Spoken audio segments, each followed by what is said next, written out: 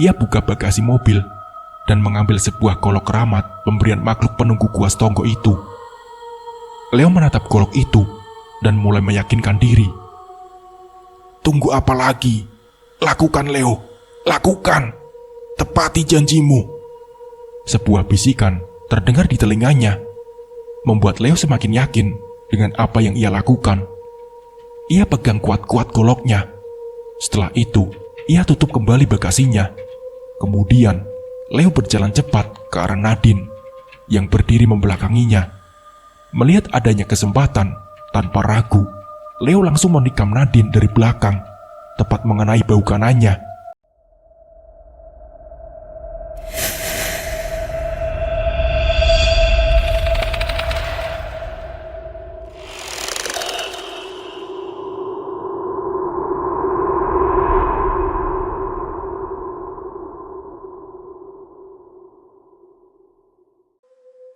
Melihat adanya kesempatan, tanpa ragu, Leo langsung menikam Nadine dari belakang, tepat mengenai bahu kanannya. Kulit eksotisnya langsung robek, tertusuk tajamnya besi pipi dari golok keramat itu. Nadine sempat menjerit, lalu terjatuh ke tanah dengan bahunya yang mengeluarkan darah segar. Dengan mata berkaca-kaca, ia kesakitan dan menoleh ke arah Leo. Leo, jangan Leo, ucapnya ketakutan sambil menahan sakit. Sementara Leo dengan tatapan dingin berjalan mendekat. Diri laki-laki itu seakan dirasuki oleh iblis. Golok yang semula bersih mengkilap, kini berubah menjadi merah penuh darah. Sementara darah segar terus keluar dari luka menganga di bahu Nadine. Mencium bau darah, sang iblis semakin haus. Ayo, habisi dia Leo, habisi dia, kata iblis itu. Leo, apa-apaan ini? Kata Nadine yang panik sekaligus takut. Ia menahan rasa sakit di bahunya sambil perlahan bergerak mundur, menghindari Leo yang sudah dirasuki oleh iblis. Maaf Nadine, temanku butuh darah, ucap Leo dengan nada dingin dan tanpa rasa kasihan sedikit pun. Sini kamu, tegas Leo yang langsung memegang kaki Nadine dan menariknya. Nadine menjerit sekeras yang ia bisa, berharap seseorang mendengar teriakannya dan memberi pertolongan. Tapi di tengah semak belukar yang sepi itu, tidak ada siapapun selain mereka berdua. Buru-buru, Leo menutup mulut Nadine, sehingga suaranya tak lagi terdengar. Wanita malang itu berusaha lepas, memberontak dari laki-laki gila yang ingin membunuhnya. Nafasnya terengah-engah, ia menangis dan membuat wajahnya basah oleh air mata. Badannya terus bergerak memaksa untuk lepas dari cengkeraman tangan kasar laki-laki itu. Tapi apa daya, tenaganya kalah kuat dibandingkan dengan Leo yang dibantu oleh iblis. Dan saat itu juga, Leo mengarahkan goloknya ke leher Nadine, dan tanpa ampun, ia tancapkan ujung golok itu ke leher Nadine. Besi tajam itu menembus kulit lehernya yang indah, memutus tenggorokan yang menjadi jalur pernafasannya, juga memutus pembuluh darah yang mengarah ke otak. Sontak, darah segar muncrat ke segala arah, seperti pipa air yang bocor. Mata Nadine melotot kesakitan. Belum selesai, Leo terus memotong leher Nadine seperti sedang menyembelih seekor kambing. Darah segar dan kental terus keluar dari lehernya yang menganga. Terdengar suara nafas Nadine yang mirip suara orang mendengkur. Tapi wanita yang sudah lemas itu, lalu ia biarkan tergeletak di atas tanah yang dingin. Badan wanita malang itu mulai kejang-kejang. Sementara darah tak henti-hentinya keluar dan menggenangi tanah sekitar. Malam itu, Nadine pun menghembuskan nafas terakhirnya. Baju, celana, sampai wajah Leo telah merah terkena cipratan darah. Leo yang puas membunuh Nadine lalu tertawa sambil menangkap korbannya. Bagaimana temanku? Apakah ini cukup? Ucap Leo kepada sesuatu yang ia sebut teman, yang tak lain adalah makhluk halus penunggu Gua Stonggo yang sejak tadi terus membisik di telinganya, menyuruhnya membunuh. Setelah memastikan korbannya telah mati, Leo sudah mempersiapkan semuanya. Ia keluarkan sebuah sekop dari dalam bagasi. Di tengah malam yang sunyi senyap itu, ia menggali tanah di tengah ribunya semak-semak dan ilalang. Bau amis darah mulai tercium. Badan Leo kotor oleh darah dan keringat. Ia terus menggali dan menggali. Beberapa menit berlalu, usahanya berhasil. Sebuah lubang yang hanya sedalam 1 meter berhasil ia buat. Ia lempar sekopnya ke dalam bagasi, lalu ia berjalan ke arah mayat Nadine. Ia seret tubuh tak bernyawa itu ke lubang yang ia buat. Ia lempar begitu saja tubuh Nadine ke dalam lubang lalu tersenyum menatapnya. "Bagaimana? Malam yang indah kan?" tanya Leo sambil tertawa kecil seperti seorang psikopat. Ia mulai menurunkan tanah yang ia gali tadi. Pelan-pelan, jasad Nadine terkubur oleh tanah dan tak terlihat lagi. Meskipun begitu, bekas darah masih tampak jelas di tanah bekas Nadine terkulai tadi. Tapi Leo tidak peduli. Setelah selesai mengubur Nadine dan menutupi bekas kuburannya dengan rumput, Leo buru-buru naik ke mobilnya untuk segera meninggalkan lokasi. Cahaya lampu mobilnya kembali menyala. Lalu, ia mulai berjalan mundur. Sesampainya di jalan, tanpa pikir panjang, Leo langsung menjalankan mobilnya kembali menuju arah pulang. Hatinya merasa lega setelah selesai memberi tumbal yang diinginkan oleh sang iblis.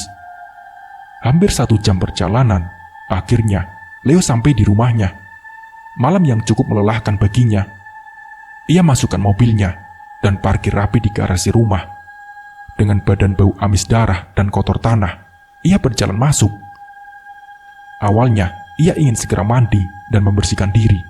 Akan tetapi, ia merasakan ada sesuatu yang aneh di kamarnya. Karena itu, ia belok sebentar ke arah kamar. Tangannya membuka pintu dan melihat ke dalam. Betapa senangnya Leo dengan apa yang ada di kamarnya. Bertumpuk-tumpuk uang pecahan 100.000 tergeletak di atas kasurnya. Lebih banyak dari hari-hari sebelumnya. Lalu, Leo tertawa singkat. Dirinya lalu berjalan mendekati uang-uang itu. Leo segera melompat dan mendaratkan tubuhnya di atas tumpukan uang. Seperti orang gila, tubuhnya menari-nari dan menggeliat di atas tumpukan uang. Lembar demi lembar uang, ia lempar ke atas sambil berteriak-teriak. "Ini hidup.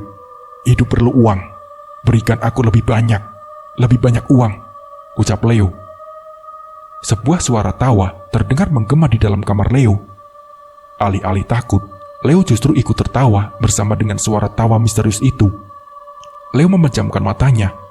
Ia membiarkan tubuhnya yang telah lelah itu terlelap dalam tumpukan uang yang harum memikat, yang wanginya lebih enak dari wangi parfum Perancis. Keesokan paginya, suara bel rumah Leo berbunyi. Dengan memakai jaket hitam dan tas kecilnya, Nessa pulang setelah beberapa hari menginap di apartemen temannya. Leo yang sudah rapi pun berjalan ke pintu depan. Uang-uang yang ia dapat semalam sudah tersimpan rapi di dalam karung dan tersembunyi di salah satu ruangan yang tidak diketahui Nessa. Bajunya pun sudah diganti. Tubuhnya telah bersih dari darah dan tanah, sehingga ia sudah siap berjumpa dengan sang pacar. Pintu dibuka. Leo pun tersenyum menyambut kepulangan sang pacar. Begitu juga dengan Nessa yang sudah rindu dengan rumah ini. Mereka berdua langsung masuk ke dalam. Nessa beristirahat di sofa sambil bermain handphonenya, dan Leo berjalan ke salah satu sudut ruangan.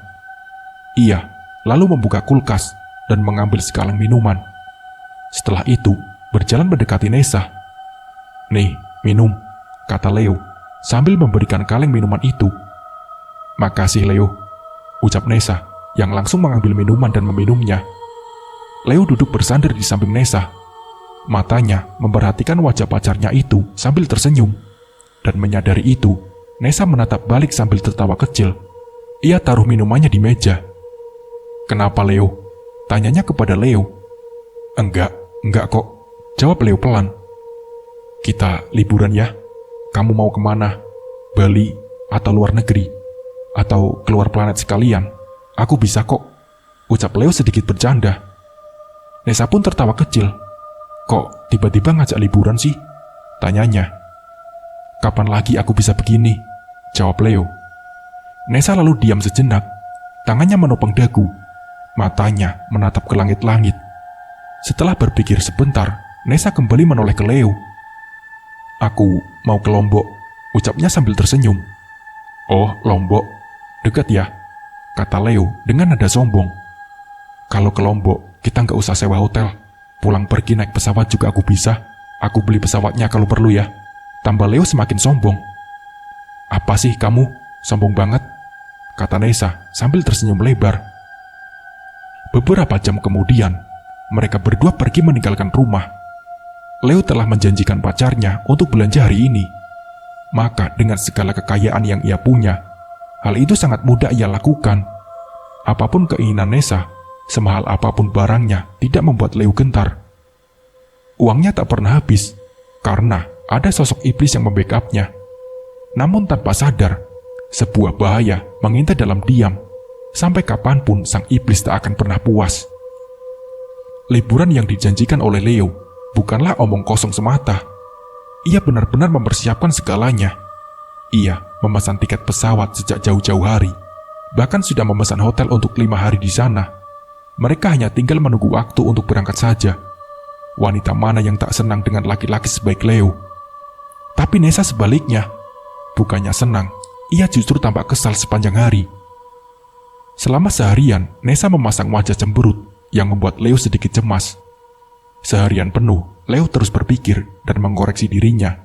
Apakah ia berbuat atau mengatakan sesuatu yang membuat Nessa marah? Tapi tidak ada sama sekali. Semuanya baik-baik saja. Tapi sikap Nessa tiba-tiba saja berubah. Sambil duduk menonton televisi, Leo masih tidak tenang dan terus memikirkan soal tingkah Nessa yang terasa janggal. Nessa, panggil Leo dari depan televisi. Ia yang tak tahan dengan sikap aneh pacarnya pun memutuskan untuk bertanya langsung ke Nessa. Di samping itu, Leo juga khawatir ada masalah yang disembunyikan Nessa darinya, sehingga membuatnya terbebani sendiri. Dan tak berselang lama, Nessa datang dengan wajah cemberutnya. Ia berdiri tak jauh dari Leo yang bersandar di sofa. Dengan setelah celana pendek dan kas berwarna kuning kusam, mata mereka saling bertatapan. Tapi tatapan Nessa sangat tak bersahabat. "Kenapa Nessa?" tanya Leo sambil membenarkan posisi duduknya. "Kamu aneh deh seharian ini," tambah Leo. "Aneh gimana sih?" tanya Nessa sambil membuang muka. "Sebentar lagi kita mau berangkat liburan loh. Kamu kenapa pasang muka cemberut gitu terus? Aku ada salah? Apa aku bikin kamu kesal? Atau bagaimana?" ucap Leo. Nessa menghela nafas. "Kamu masih gak sadar juga ya?" tanya Nessa. Leo pun menggeleng. "Enggak, coba sadarkan aku," katanya. Nessa menyilang kedua tangannya di depan dada. Wajah kesal terpasang di wajahnya. "Malam Selasa kamu kemana?" tanya Nessa. Malam Selasa?" tanya Leo. Kemudian ia mulai berpikir dan mengingat-ingat. Sampai akhirnya ia sadar. Malam Selasa yang dimaksud Nessa adalah malam saat ia membunuh Nadine. Sadar akan hal itu, Leo pun mulai gugup. Melihat itu, Nessa semakin yakin. "Tuh kan, kamu aja gugup begitu. Emang dasar laki-laki. Gak bisa ditinggal sebentar aja," kata Nessa yang mulai marah. Akan tetapi, Leo kembali menggeleng kepala dan mencoba mengelak. "Aku tak mengerti maksudmu apa. Aku gak ngapa-ngapain kok malam Selasa," kata Leo mencari alasan. "Jangan bohong," bentak Nessa yang seketika membuat Leo kaget. Selama berpacaran, baru kali ini Nessa membentaknya sedemikian keras. Semakin memperjelas betapa marahnya wanita itu, Leo menatap Nessa dengan tatapan bingung. "Aku tahu dari Darren, dia yang kasih tahu aku," kata Nessa. "Kamu ngapain malam itu sama Nadine? Kenapa kamu tidak bilang-bilang? Bukannya kamu pernah bilang gak akan kembali ke sana karena cuma buang-buang waktu? Aku juga sudah janji sama kamu buat tidak datang lagi ke klub supaya gak ada cowok lain yang godain aku. Tapi kenapa sekarang justru malah kamu yang ingkar?" tutur Nessa dengan penuh emosi sambil menatap tajam ke arah Leo. Laki-laki itu akhirnya paham masalahnya. Ia lalu segera berdiri, berjalan mendekati Nessa untuk menjelaskan apa yang terjadi. Aku gak ketemu Nadine. Darren, dia itu tukang gosip Nessa. Semua orang juga tahu kalau mulutnya itu suka nyebar hoak. Jadi jangan percaya. Kamu lebih percaya aku kan?" ucap Leo sambil mengelus pipi Nessa. Dengan kasar, Nessa tepis tangan laki-laki itu dari wajahnya. Matanya berkaca-kaca dan kecewa. "Kamu masih bisa bohong ya?" ucapnya. Nessa lalu mengambil handphonenya di sakunya. Ia tunjukkan sebuah foto di handphonenya yang memperlihatkan Leo sedang berduaan dengan Nadine. Foto ini aku dapat dari Darren, kata Nessa. Darren brengsek, gumam Leo dengan kesal. Mau alasan apa lagi kamu? Tanya Nessa sambil mengusap air matanya di pipi. Biarpun begitu, Leo bukanlah laki-laki yang senang mempermainkan wanita. Ia mendekati Nadine bukan karena ingin selingkuh, melainkan ada keperluan lain yang harus ia urus bersama wanita itu. Tapi jelas tidak mungkin kalau Leo menjelaskan pada Nessa bahwa ia hanya ingin membunuh Nadine malam itu. Nessa, kamu salah paham. Aku tidak punya maksud apa-apa sama Nadine, kata Leo yang terus meyakinkan pacarnya. Aku tidak percaya sama kamu. Ternyata kamu begitu setiap kali aku gak di sini. Nessa lalu duduk di sofa, meninggalkan Leo yang masih berdiri di sana. Kamu memang punya segalanya, uang, harta, semuanya. Bahkan kamu bisa beli satu kota ini, Leo. Tapi bukan berarti kamu bisa permainkan perempuan, kata Nessa dengan tegas. Nessa, bukan begitu. Leo terus berusaha menjelaskan. Wajar saja istrimu sebelumnya meninggalkan kamu. Bahkan anakmu saja sampai meninggal. Itu sudah cukup jadi gambaran betapa bobroknya dirimu, Leo, ucap Nessa. Mendengar itu, Leo langsung terdiam. Nessa mengingatkannya akan masa lalu yang menyakitkan. Kata-katanya begitu menusuk hingga Leo sakit hati. Tak disangka, sang pacar tega berkata sedemikian kejam.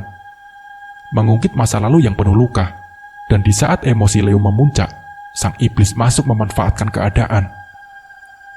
Kamu boleh marah, tapi kalau kamu ungkit masa lalu aku, itu udah keterlaluan, Nessa. Leo lalu berjalan ke kamar meninggalkan Nessa. Sedangkan Nessa yang kecewa meringkuk sendirian di atas sofa sambil terus menangis.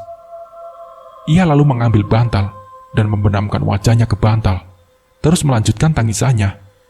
Sementara di kamar, Leo pun tak kalah sedihnya. Kata-kata Nessa begitu sensitif baginya, hingga ia merasa begitu rapuh mendengar ucapan sang pacar. Ia duduk di atas kasur sambil memegangi kepalanya.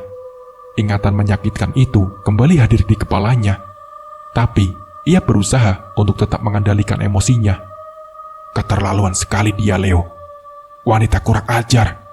Tiba-tiba terdengar suara bisikan di telinga Leo.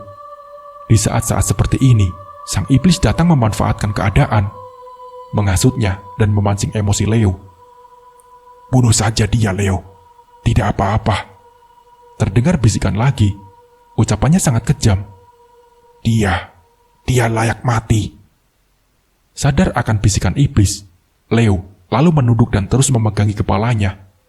Ia menggelengkan kepalanya dengan keras, menolak setiap suara yang masuk ke telinganya.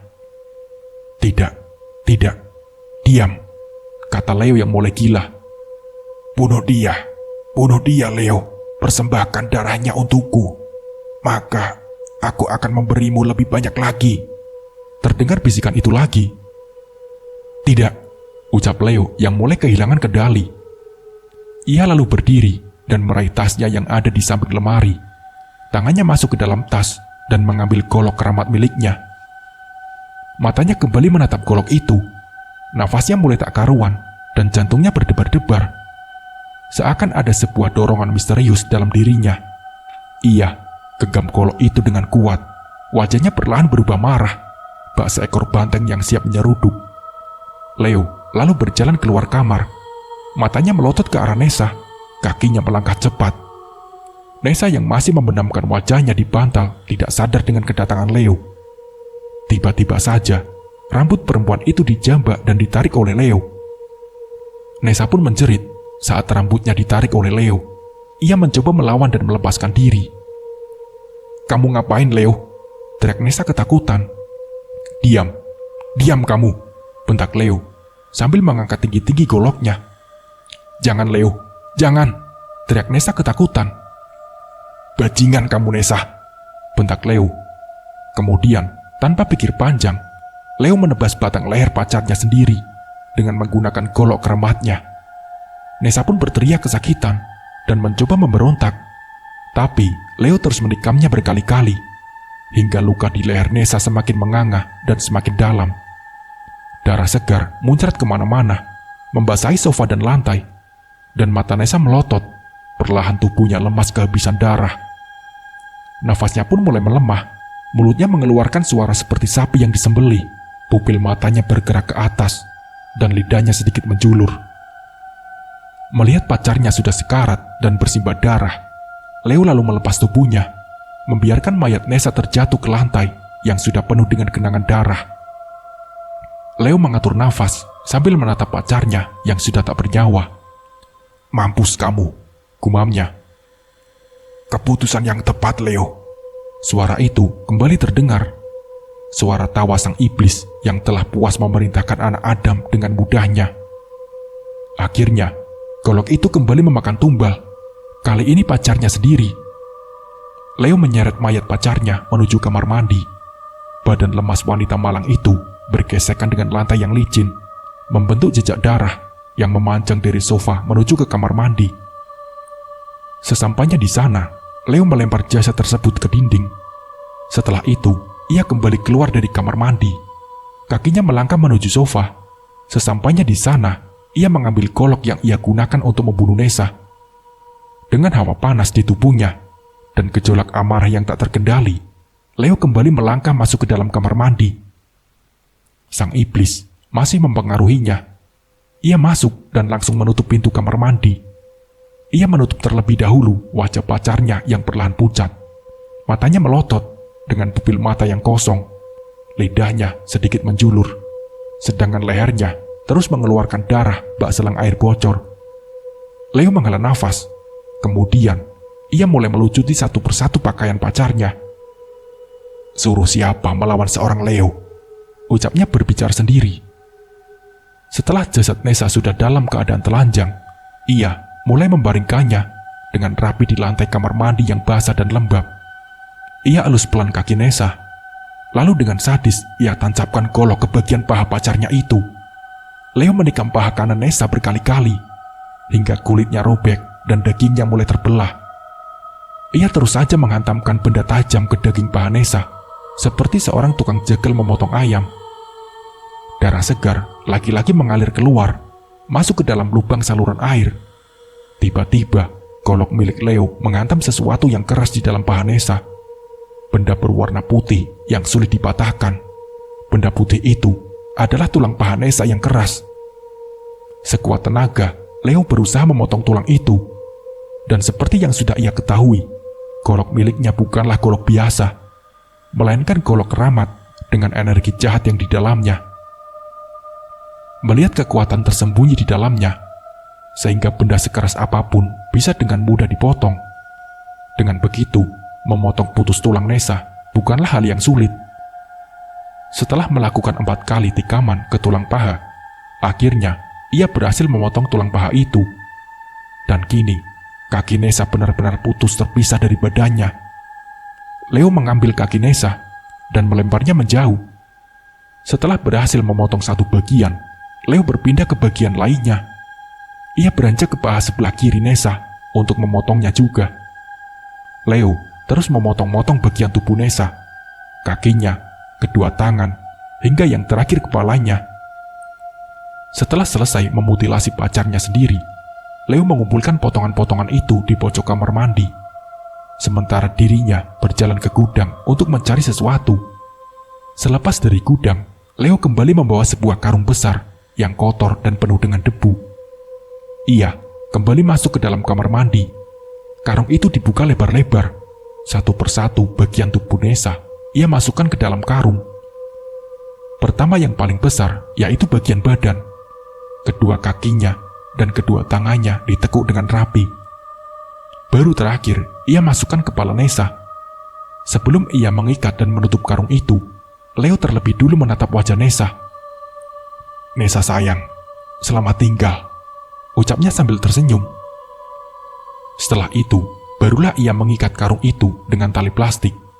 Leo berusaha mengangkat karung itu sendirian. Berat sekali sehingga ia tak kuat lama-lama menahan bebannya. Karena itu, ia memutuskan untuk menyeretnya ke dalam mobil.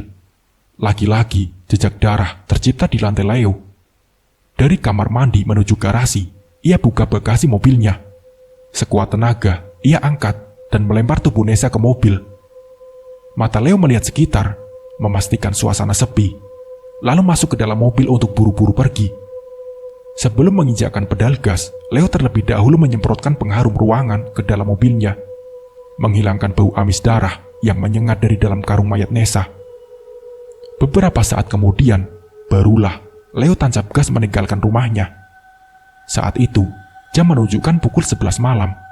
Jalan kompleks sudah sepi, hanya ada beberapa pedagang makanan yang lewat. Leo dengan bebas berjalan dan keluar portal. Para satpam yang sudah mengenal baik sosok Leo sama sekali tidak menaruh curiga padanya.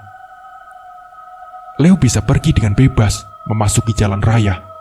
Ia sudah hafal jalan-jalan kota yang semperut ini, sehingga ia pun sudah tahu kemana sebaiknya ia pergi. Leo berbelok arah ke kiri, menuju ke pinggir kota yang sepi. Leo melaju cepat, menyalip tiap-tiap kendaraan yang ada di depannya. Berkali-kali, ia membunyikan klakson agar kendaraan lain memberikannya jalan. Pelan-pelan, mobil Leo memasuki jalanan yang sepi. Ia sampai di pinggir kota yang hanya berupa lahan kosong dan proyek-proyek pembangunan yang mangkrak. Jangankan manusia ataupun penduduk, lampu jalan saja di sini sedikit. Jalanannya pun rusak. Warga juga enggan lewat di sini karena banyaknya rumor soal begal yang berkeliaran. Leo parkir di pinggir jalan yang penuh ilalang. Di bawahnya mengalir sebuah sungai yang airnya deras. Leo keluar dari mobil. Dengan terburu-buru, ia berlari kecil ke bagasi mobil. Ia buka bagasinya dan mengeluarkan karung berisi potongan tubuh Nessa. Wajahnya yang sedikit ketakutan terlebih dahulu melihat sekitar. Setelah merasa aman, barulah Leo menyeret karung itu ke pinggir sungai. Lalu beristirahat sebentar di pinggir sungai, sekedar mengambil nafas dan menyeka keringat. Setelah tenaganya terkumpul kembali, ia sekuat tenaga mengangkat karung mayat itu. Sungai di depannya memiliki jarak 3 meter ke bawah. Leo mengerahkan segenap tenaga yang tersisa. Ia angkat dan langsung melempar karung itu ke sungai. Suara cipratan air terdengar cukup keras. Leo buru-buru kembali ke mobilnya. Cepat, cepat, cepat, gumamnya yang ketakutan.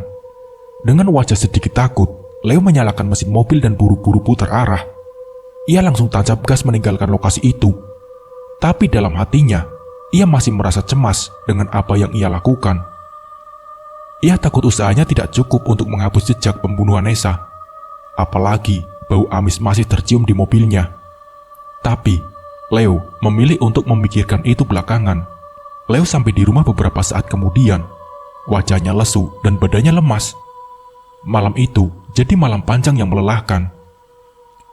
Jam sudah menunjukkan 12:30 dini hari. Tenaganya benar-benar terkuras. Ia buka pintu yang menghubungkan garasi dengan ruang tamunya. Betapa kagetnya Leo saat melihat ke ruang tamu. Begitu banyak uang berserakan di sofa, di lantai, dan di meja. Bahkan di jejak darah bekas Nessa, terdapat tumpukan uang yang memanjang mengikuti jejak darah menuju kamar mandi. Leo buru-buru berlari ke kamar mandi. Setelah ia buka pintu kamar mandi, ternyata di dalam sana pun banyak terdapat uang. Leo tak bisa berkata apa-apa. Ini adalah uang terbanyak yang ia dapatkan dari iblis itu. Begitu banyak hingga ia bingung bagaimana menyimpannya. Alih-alih uangnya berkurang, Leo justru terus-menerus mendapatkan suntikan dana dari para iblis penunggu Gua Stonggo. Setiap kali ia membunuh manusia dengan golok keramatnya, maka ganjaran berupa uang akan menunggunya. Terima kasih, teriak Leo seperti orang gila. Ia berjalan ke ruang tamu dan berbaring di atas tumpukan uang sambil tertawa-tawa. Lembaran-lembaran uang ia lempar ke atas. Tak peduli pacarnya menjadi korban, yang penting adalah uang selalu datang kepadanya. Ia tak memikirkan apa-apa lagi selain terus memperbanyak kekayaannya. Kau adalah pengikutku paling menurut. Bunuh Leo, bunuhlah. Lebih banyak uang lagi. Kau akan jadi manusia terkaya. Sebuah bisikan kembali terdengar di telinga Leo. Sang iblis akan terus mencari mangsa melalui Leo. Berbekal perjanjian di dalam Gua Stonggo, Leo menjelma menjadi sosok tangan kanan iblis yang haus akan darah dan tumbal. Di dalam kamar yang suram dan berantakan itu, Leo berbaring dengan mata terpejam. Sudah berjam-jam ia terlelap dalam alam mimpi. Selimut tak karuan, bantal, dan guling sudah terlempar ke sana kemari. Tubuh Leo terus bergerak-gerak berpindah posisi. Hawa sejuk AC membuatnya kian nyaman dalam tidur panjangnya. Jam menunjukkan pukul 7 pagi. Leo mulai tersadar, tapi masih enggan membuka mata. Iya, wajar bagi orang kaya sepertinya untuk bermalas-malasan. Uangnya tak akan habis, hingga dirinya tak perlu susah payah bekerja. Leo kemudian memeluk gulingnya dengan nyaman sambil terus memejamkan mata. Tunggu, ada yang aneh. Leo merasakan gulingnya begitu kasar dan besar, tidak seperti guling yang sering ia gunakan. Kemudian, mulai muncul wangi harum di sekitarnya, membuat Leo terpaksa membuka mata saking penasarannya. Ketika ia membuka mata, ternyata bukanlah guling yang ia peluk, melainkan Nessa yang sedang berbaring di sampingnya. Seperti biasa, ia menyambut pagi hari dengan sebuah senyuman yang manis, memanja, yang terukir di wajah cantiknya. Leo membalas senyumannya.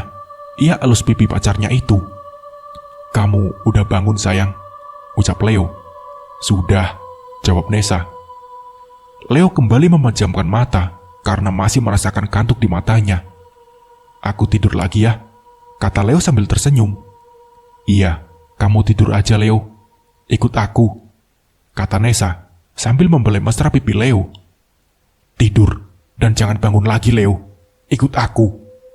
Tangan Nessa lalu berpindah ke leher Leo, mengelusnya dengan lembut. Dan perlahan, elusan lembut itu berubah menjadi cengkeraman. Tiba-tiba saja, tangan Nessa mencekik leher Leo dengan amat keras, sampai-sampai Leo membuka mata dan melotot. Laki-laki itu kesulitan bernapas, berusaha sekuat mungkin untuk melepaskan tangan Nessa dari lehernya. Leo pun berontak, bergerak liar di atas kasurnya. Ia memukul wajah Nessa sekeras mungkin. Akan tetapi, ketika tangannya menghantam wajah Nessa, kepala Nessa tiba-tiba terlepas dari badannya dan terpental jauh ke bawah kasur. Di saat itulah, Leo sadar kalau Nessa sudah mati, lalu menjerit-jerit ketakutan. Sedangkan kepala Nessa yang tergeletak jauh di bawah kasur menatap Leo dengan tatapan tajam penuh dendam. Setelah berusaha sekian menit, Leo berhasil lepas dari cekikan tangan Nessa yang bahkan membuat lehernya membiru. "Mau kemana Leo sayang? Temenin aku tidur di sungai," ucap Nessa dengan nada lirih yang mengerikan. Leo pun terbatuk-batuk. Segera, ia turun dari kasur dan berjalan pelan ke arah pintu kamar. Ia buka pintu kamar dan keluar menuju ruang tamu. Di sana, gangguan dari arwah Nessa belum usai. Tampak wanita itu kini sedang duduk di ruang tamu dengan wajah pucat dan tatapan kosong ke depan. "Leo, ayo kita liburan Leo. Kita liburan ke neraka." Suara tawa Nessa begitu nyaring memegik telinga. Di tengah wajahnya yang datar dan pucat, mulutnya tersenyum menyeringai dengan dingin. Pupil matanya yang kecil lalu bergerak melirik ke arah Leo yang hendak kabur. Melihat itu, Leo langsung kabur menuju keluar rumah. Sesampainya di luar, barulah ia bisa tenang. Suasana di luar sudah terang benderang. Para pedagang sarapan sudah berjualan di pinggir jalan. Orang-orang tampak berolahraga di jalan-jalan kompleks sambil membawa jalan anjing mereka. Dan suara semprotan air tetangga yang sedang mencuci mobil pun terdengar. Leo yang terengah-engah pun duduk di halaman depan rumahnya, di atas rumput di bawah pohon palem. Ia beristirahat sambil mengatur nafasnya yang tak karuan. Tangannya yang gemetar mengalap keringat di dahinya. Angin sejuk dan hangatnya mentari pagi menerpa Leo yang ketakutan.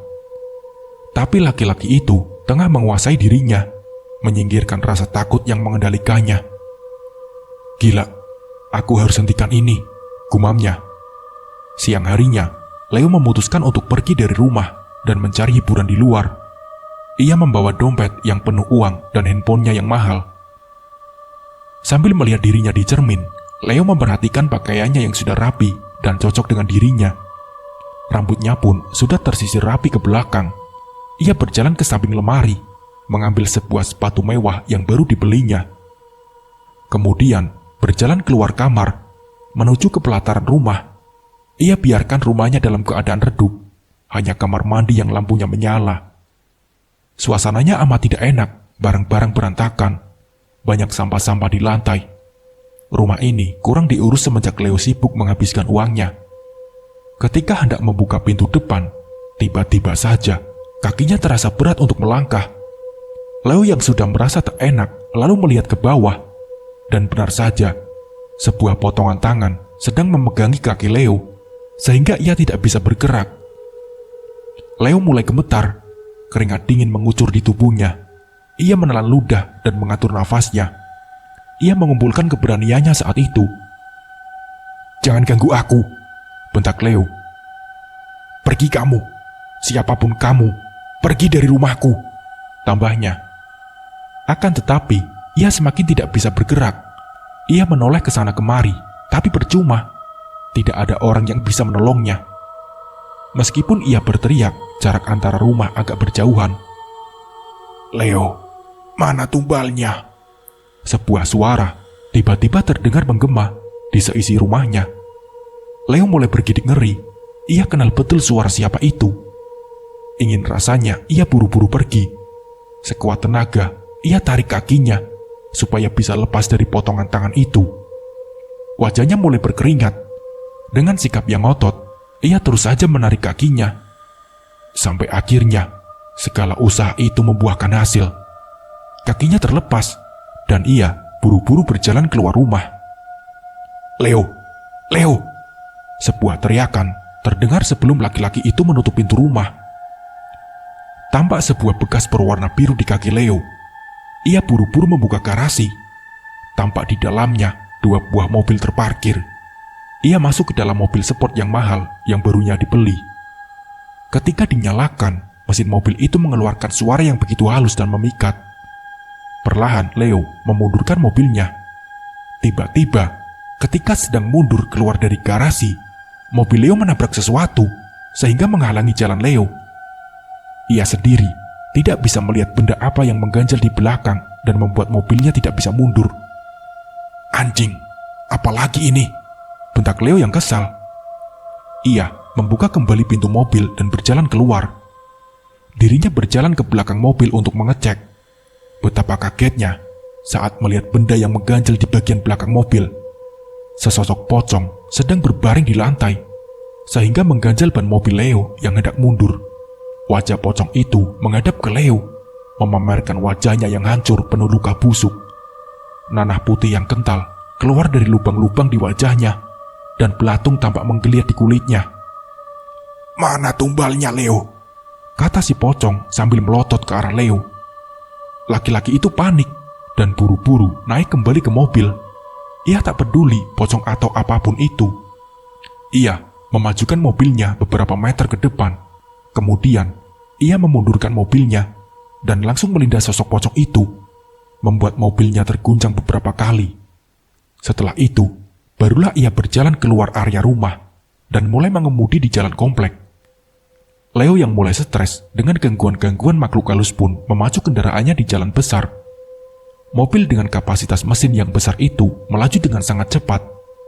Perlahan, gangguan demi gangguan membuat Leo gila. Sang iblis akan terus memperbudaknya, agar ia terus membunuh dan membunuh, menyetorkan darah kepadanya. Dalam kendali iblis, Leo perlahan jatuh ke dalam lembah hitam yang perjanjiannya dengan setan. Akankah Leo bertahan di situasi ini? Tak terasa, waktu berlangsung begitu cepat. Leo menghabiskan sepanjang harinya bersama beberapa teman. Teman-teman Leo sendiri ada yang membuka kafe dan bar di beberapa wilayah kota. Beda dengannya yang tidak punya pekerjaan. Teman-teman Leo sibuk dengan pekerjaannya masing-masing. Sehingga selama 1 hari itu, dirinya berpindah-pindah ke satu tempat ke tempat lain. Ke satu teman ke teman lain, kemanapun itu, asal tidak kembali ke rumahnya. Hingga malam pun tiba, ia masih enggan untuk pulang ke rumah, dan akhirnya ia memutuskan untuk menginap di hotel malam itu. Tak hanya itu, Leo juga mengajak teman wanita untuk menemaninya di hotel. Tujuannya supaya Leo tidak sendirian di sana. Ia masih dihantui rasa takut dengan para setan yang terus menerornya meminta tumbal. Wanita itu bernama Saras. Dengan jaket jeans dan celana pendek ketat, ia duduk di samping Leo yang tengah mengemudi. Jendela mobil ia buka sedikit, membuat udara malam yang dingin masuk ke mobil. Saras melihat keluar jendela sambil menghisap sebatang rokok di tangannya. "Jadi, gimana kerjaan kamu, Leo? Kayaknya kamu makin kaya aja ya?" kata Saras sambil terus melihat keluar jendela. "Iya tentu, bisnisku kan banyak di mana-mana. Udah banyak yang berjalan selama ini. Jadi kadang aku cukup untuk duduk di rumah dan menunggu kabar. Mungkin kalau ada perlu aja aku datang ke kantor," jawab Leo sambil menyetir. Bohong. Tiba-tiba, suara bisikan itu terdengar di antara mereka berdua.